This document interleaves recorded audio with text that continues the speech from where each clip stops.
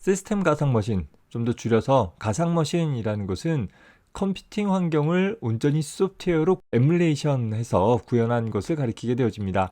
즉, 현재 운영체제 상에서 소프트웨어적으로 에뮬레이션 되어지는 하나의 가상의 시스템을 생성을 하고 그 시스템 상에 또 다른 운영체제를 설치해서 사용을 할 수 있도록 해줄 수 있는 그런 환경을 가리키게 되어집니다. 예를 들어서 내가 애플사의 아이맥 컴퓨터를 사용을 한다라고 가정을 해봅시다. 이 컴퓨터는 실제 존재하는 물리적인 하드웨어를 갖고 있는 그런 시스템이 될 거예요. 전기를 공급을 하고 부팅하는 과정을 통해서 이 iMac이라는 컴퓨터 상에 설치되어져 있는 macOS라는 운영체제가 구동이 되어질 것이고 그 환경에서 다양한 어플리케이션들을 실행을 해가면서 사용을 해볼 수 있는 것입니다. 자, 그런데 시스템 가상머신이라는 어플리케이션은 역시 이 호스트 시스템 상에서 동작하는 하나의 어플리케이션이에요. 그 가상머신이라는 어플리케이션이 실행되었을 때 소프트웨어적으로 독립적인 하드웨어를 갖는 가상적인 시스템을 에뮬레이션 해줄 수 있게 되어진다라는 거예요. 내가 실제 사용을 하는 이 iMac이라는 컴퓨터 하드웨어와 상관없이 별도의 하드웨어를 지정을 할 수 있고 그 하드웨어 상에서 동작할 수 있는 별도의 운영체제를 설치를 해서 호스트 시스템이 사용할 수 있는 운영체제와 별개의 환경을 구축하는 데 사용이 되어질 수 있는 것입니다. 즉, 하나의 운영체제라는 것은 현재 시스템을 운용하기 위한 시스템 소프트웨어인데 가상 시스템 상에서 우리가 가상적인 시스템을 만들었기 때문에 그 가상 시스템을 운용을 하기 위해서 또 다른 운영체제, 이 호스트 시스템이 사용하고 있는 운영체제와 구별되어질 수 있는 별도의 운영체제를 설치를 해서 사용을 해볼 수 있게 되어지는 것입니다. 이렇게 호스트 운영체제와 게스트 운영체제는 하나의 같은 물리적인 컴퓨터에서 실행이 되어지는 것이에요. 앞에서 봤던 그 iMac이라는 컴퓨터 상에서 동작하게 되어지는데 호스트 운영체제는 그 iMac이라는 macOS를 사용을 하는 물리적인 시스템을 운용하는 데 사용되어지는 운영체제이다 라고 한다면 게스트 운영체제라는 것은 iMac이라는 애플사의 컴퓨터에서 동작하기는 하지만 실제 그 컴퓨터에서 설치되어져 있는 가상 머신 상에서 만들어진 가상 하드웨어 상에서 동작할 수 있는 그 가상 하드웨어는 다양한 시스템이 될 수 있겠죠. 적절한 스펙을 갖고 있는 다양한 컴퓨터 환경을 설정을 할 수 있고 그 가상 컴퓨터를 구동하는데 게스트 운영체제가 사용이 되어진다라는 거예요. 다시 말해서 호스트 운영체제가 macOS가 되었던 윈도우즈가 되었던 상관없이 가상 운영체제는 별도의 독립적인 운영체제를 설치를 해서 사용을 할 수 있게 되어지는 것입니다.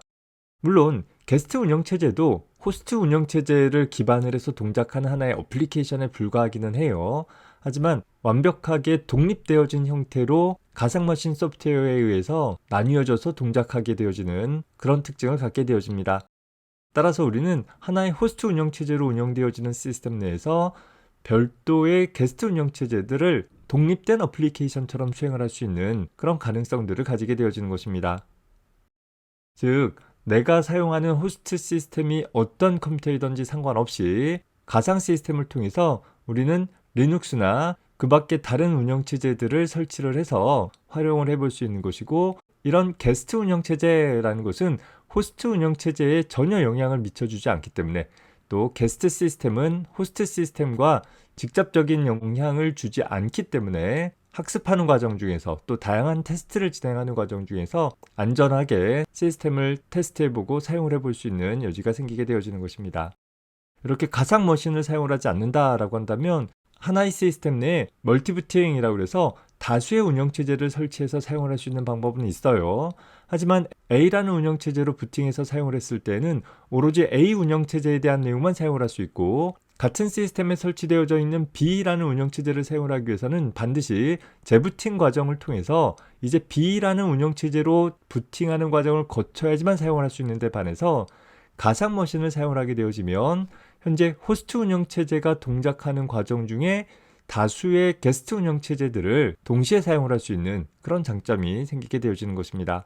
그래서 우리 입장에서는 리눅스에 대한 연습을 수행을 하기 위해서 멀티부트 하는 방법보다는 가상 머신을 이용을 해보는 것이 좀 더 현실적이고 또 좀 더 안전한 그런 방법이 되어줄 수 있을 것 같습니다. 자, 주요 가상 머신의 종류를 좀 살펴보면 마이크로소프트사에서 사용을 할 수 있는 MS 버추얼 PC라는 프로그램이 있어요. 이 프로그램은 오로지 마이크로소프트 윈도우즈에서만 동작할 수 있는 그런 프로그램이고, 같은 관점에서 애플사에서 제공하고 있는 맥OS 상에서 동작할 수 있는 프로그램으로서는 패럴럴즈라는 프로그램이 있습니다.